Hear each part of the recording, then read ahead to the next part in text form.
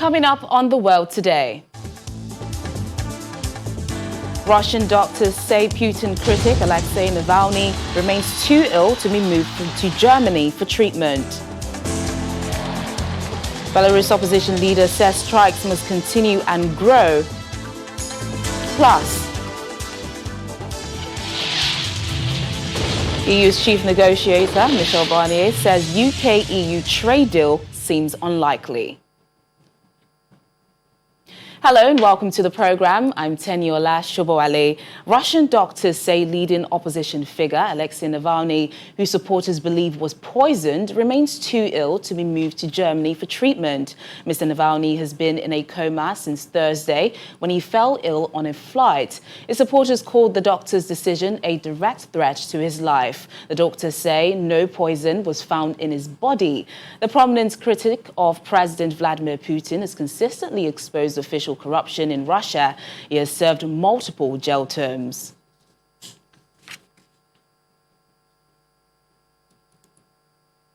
Meanwhile, the UN Human Rights Office says the case of Kremlin critic Alexei Navalny is very worrying and he must receive all necessary medical treatment. Allies of Navalny accuse Russian authorities of thwarting his medical evacuation to Germany, saying the decision placed his life in mortal danger.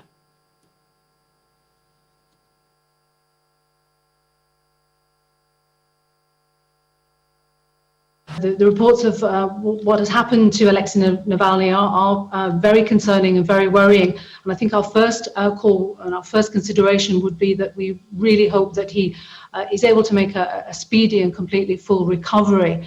And as part of that, we would absolutely stress that it is important that he gets all the adequate care that he needs in order to be able to make a recovery. Good morning. We are very worried about Alexei Navalny's health. Well, the European Union has also weighed in on the matter. The EU is calling on Moscow to swiftly allow for treatment of Navalny in Germany, as well as a probe into his suspected poisoning. Worried about Alexei Navalny's health. Following his suspected poisoning yesterday, we wish him a swift and full recovery. We expect a swift, independent, transparent investigation. And if confirmed, those responsible must be held to account. We trust that the Russian authorities will stand by their promises to allow Mr. Navalny to be safely and speedily transferred abroad in order to receive medical treatment in line with the wishes of his family. So the Russian authorities are well aware that we are closely watching this and our expectations regarding the need for his safe transfer and treatment, as well as the independent investigation. Well, the VOA's Charles Mains joins us now from Moscow. Charles, thank you so much for joining us on The World Today. Good to be with you. You heard there the EU calling for an investigation over the suspected poisoning of Navalny. We've also heard various reports of residents in Moscow coming out to protest against the alleged poisoning. Even though doctors treating Navalny say no poison was found. Tell us a bit more about the government's reaction so far to all the protests and the claims of poisoning. Well, that's right. There have been these scattered protests, what they call single pickets. Demonstrators come out holding signs asking for Navalny's release to European doctors. But they've been arrested and detained because of these laws that prohibit public protests due to the coronavirus still in effect here. We heard from Mr. Putin's spokesman, Dmitry Peskov, initially on Thursday when these news of this incident with Mr. Navalny first occurred. Mr. Navalny first fell ill, saying that the Kremlin wished him a speedy recovery and would help speed his access to get care abroad if necessary.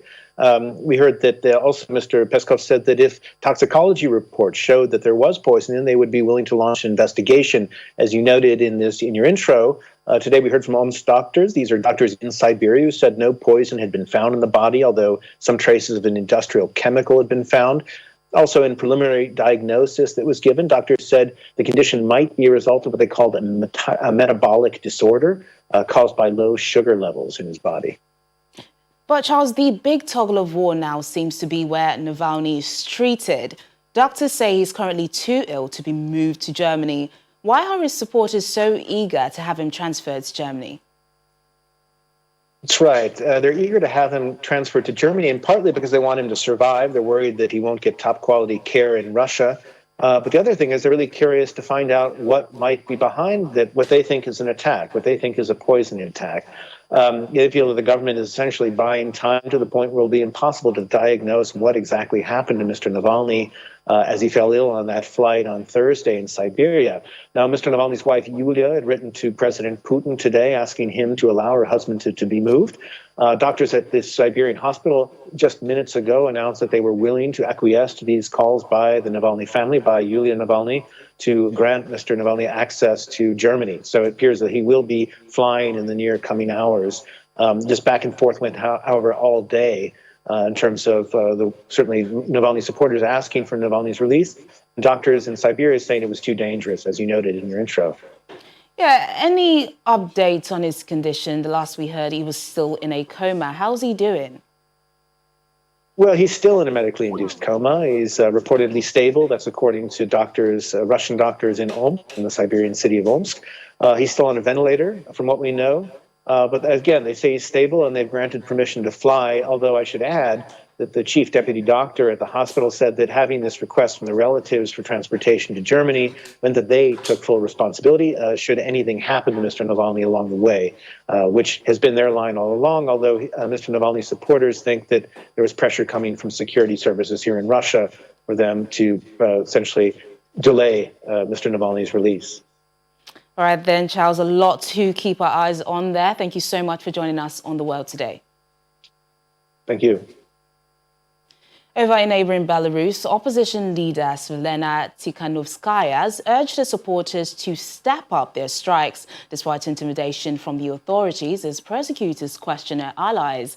In a new video address from exile in neighboring Lithuania, she said, "I ask you, continue and expand strikes. Don't be fooled by intimidation." She says the August 9 election was stolen by President Alexander Lukashenko and must be rerun fairly. Many workers have gone on strike this week. Last weekend, an estimated 200,000 anti-Lukashenko protesters filled central Minsk, furious at a brutal police crackdown on the opposition.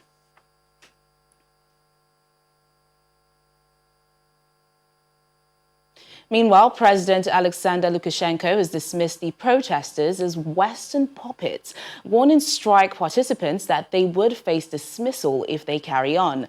Speaking to a support rally at a state farm, President Lukashenko says the US is planning and directing everything and the Europeans are playing up to it. Early on Friday, police deployed to block the streets around the headquarters of the investigative committee where the opposition activists were to be questioned. Several dozen demonstrators also rallied nearby to protest the authorities' actions.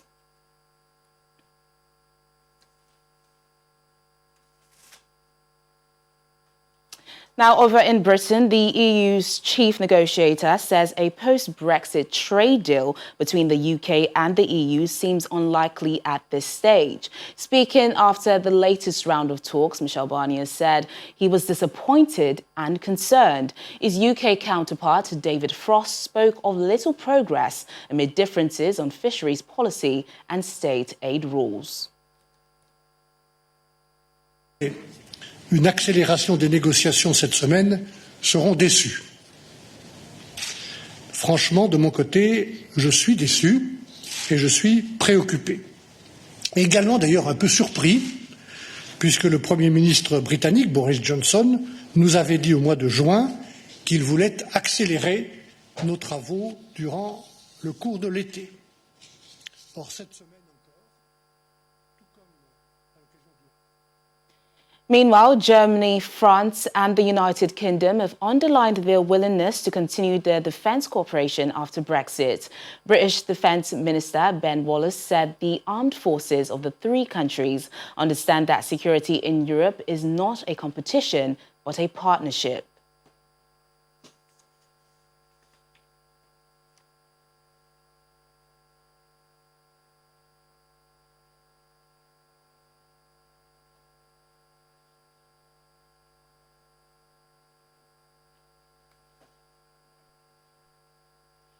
Over in the United States, Joe Biden has formally accepted the Democratic Party's presidential nomination, describing in a televised speech to a virtual convention his vision for a new United States that is facing multiple crises at once. Well, VOA correspondent Esha Sarai is in Charlotte, North Carolina. She joins us now on The World Today. Thank you so much for joining us, Esha. Thank you for having me. So Biden's live speech marked the grand finale of the four-night Democratic Party conference. The race to November the 3rd is one step closer. What were the highlights of Biden's speech and what effect did it have on the American people? A big theme of the speech last night was this idea of bringing light to darkness. And he referred to America in our current times under the Trump administration and amid the COVID-19 pandemic as darkness. Many people who've been following Joe Biden's career for his past 47 years as a politician have said that last night was the best speech of his career. It was really about coming together, a big theme that has been prevalent in the entire Democratic National Convention, about really coming together and defeating Trump in the White House in November. You know, a lot of people have, like you mentioned, praised Biden's speech, and we have to wait and see how Trump can match up to that. But how did the Trump administration react to Biden's speech and nomination acceptance?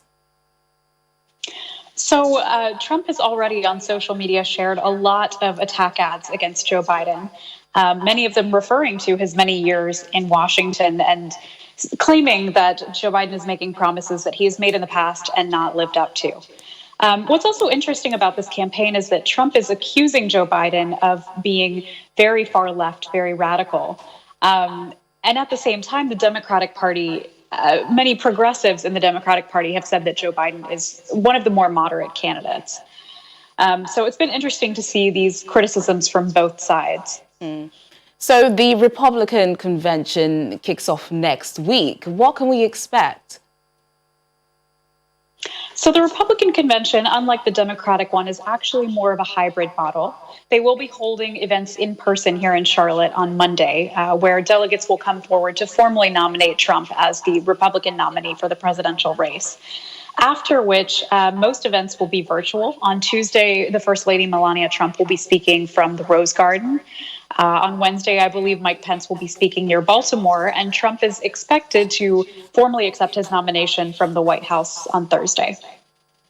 All right, then, you know, normally after all this campaigning kicks off and everything's in motion, campaigning kicks off. How is all this going to work, considering the coronavirus pandemic?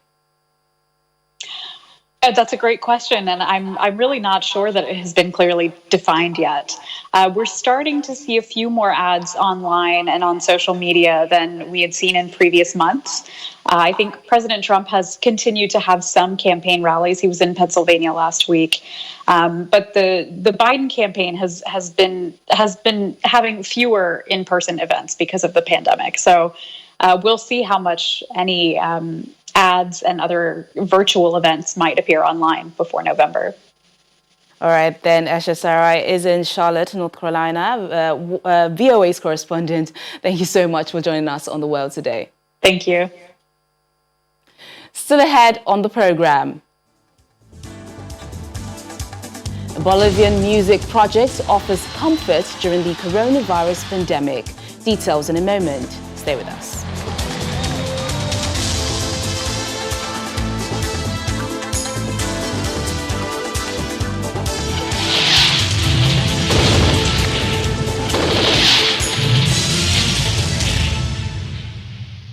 We're still in the United States and the Democratic National Convention, where Joe Biden accepted the nomination and gave a speech in which he described that America is cloaked in darkness for far too long. Our Washington, D.C. correspondent has highlights of the night. The Democratic National Convention ended last evening with Joe Biden's acceptance speech for the Democratic nomination for President of the United States. This speech focused on the heart and soul of America rather than partisan politics. Here and now, I give you my word. If you entrust me with the presidency, I will draw on the best of us, not the worst. I will be an ally of the light, not the darkness. It's time for us, for we the people, to come together. And make no mistake, united we can and will overcome this season of darkness in America.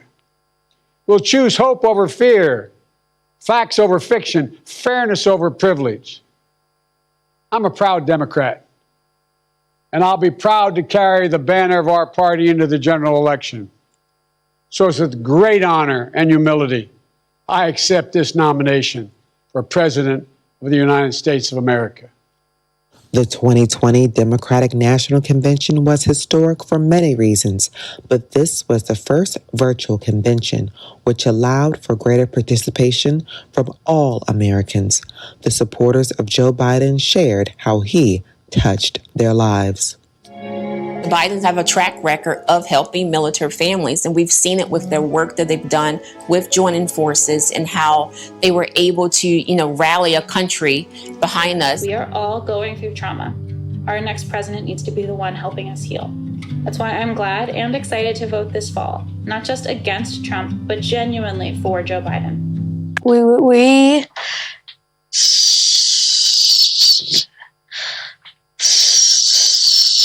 stutter. It was really amazing to hear that someone like me became vice president.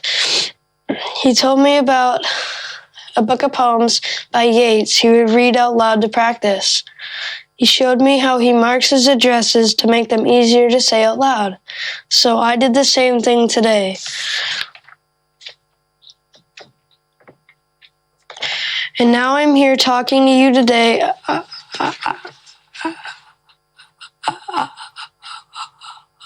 about the future. Over the past 4 nights, the world has watched history unfold.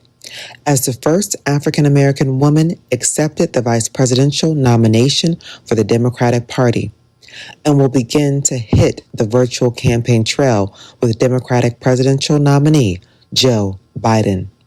From Washington, Maria Bird, Channel Television News.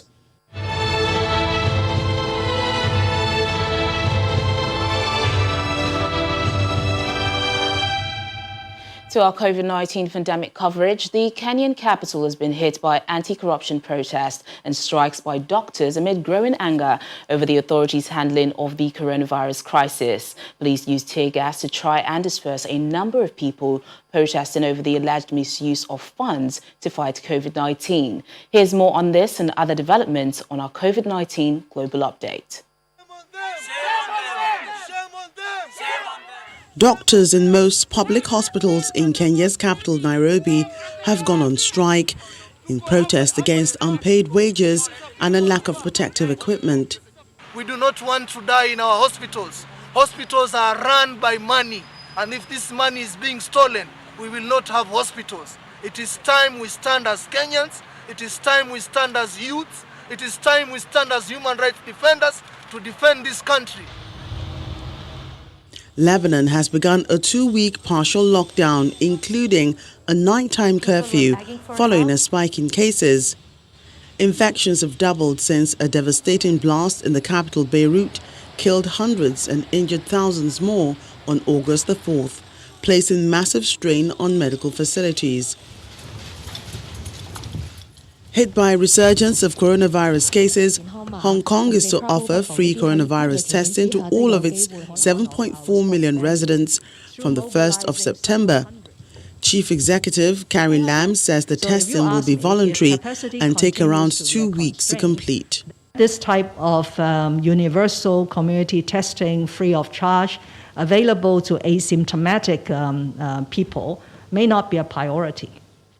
But given the severity of this current wave and the fact that we still have 30 to 40% of cases with unknown sources, which means that there is still quite a number of silent transmitters in community.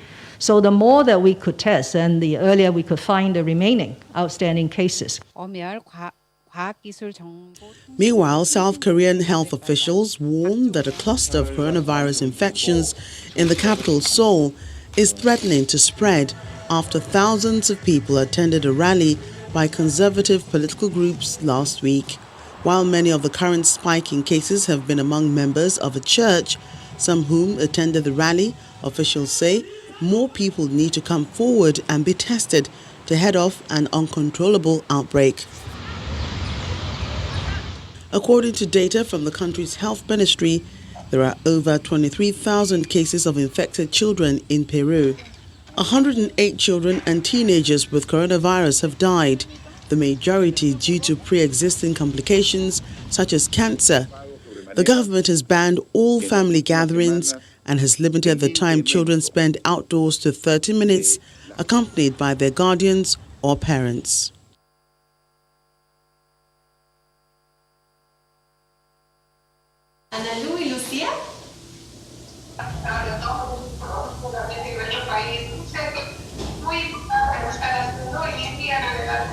No sé. Y yo sé que han estado pasando momentos difíciles, has found comfort.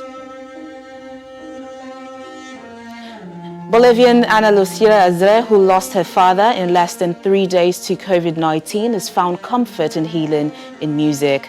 Her and her mother have been struggling to cope with the loss of their loved one.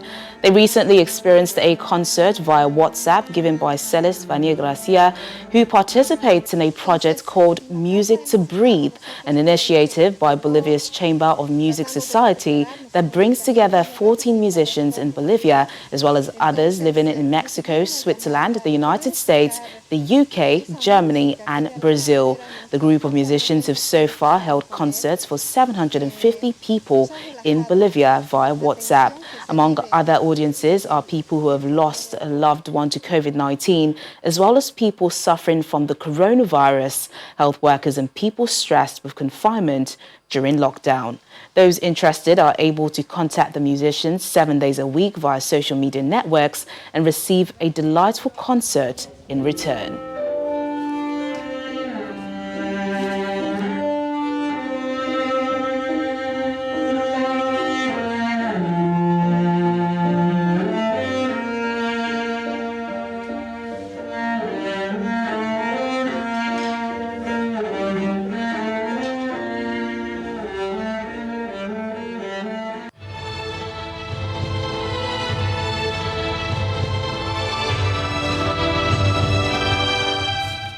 There's always comfort in music. And that's the world today. Thank you so much for watching. I'm Teniola Shubowale. Bye for now.